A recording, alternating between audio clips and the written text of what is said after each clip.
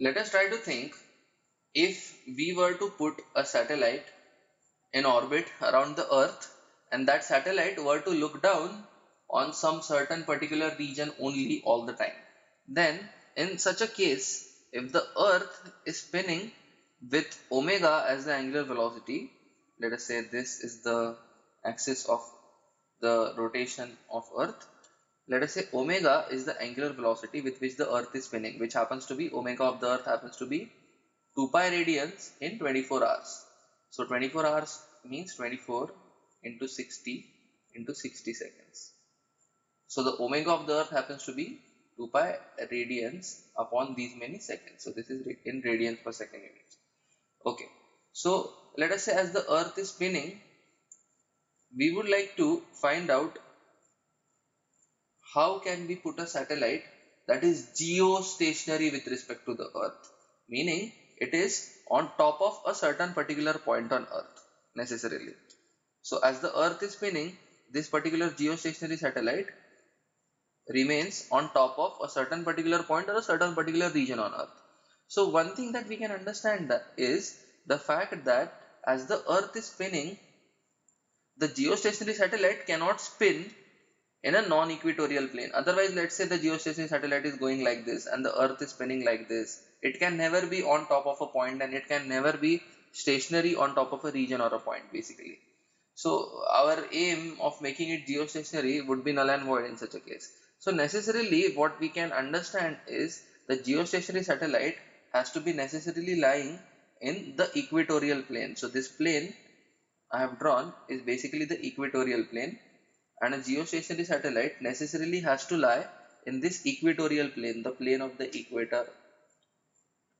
So compulsorily it has to be on some point above the equator only. Otherwise the Earth is spinning along the equator and the geostationary satellite will be going cross like this if it is not on the plane of the equator. So it would never be possible to keep it geostationary unless it is in the plane of the equator. Okay, so that is the first thing that we understand. And the second thing that we understand is the time period of the geostationary satellite has to be equal to 2 pi upon 24 into 60 into 60.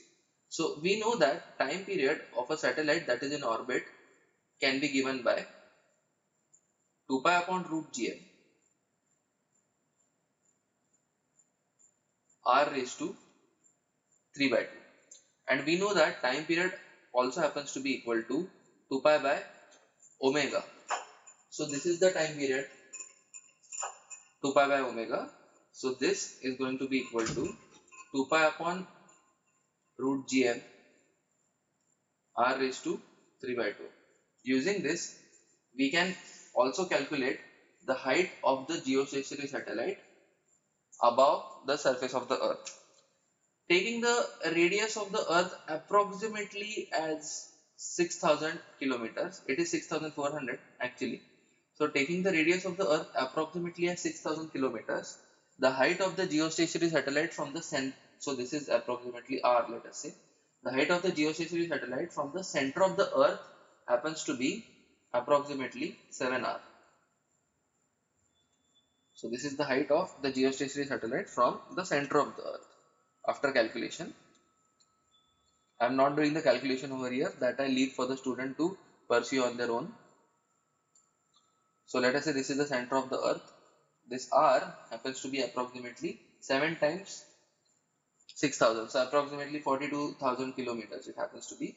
And if we want to find out the h, which is the height from the Earth's surface, so h is approximately going to be equal to 6r, obviously 7r minus r, so this is approximately going to be equal to 36,000 kilometers. And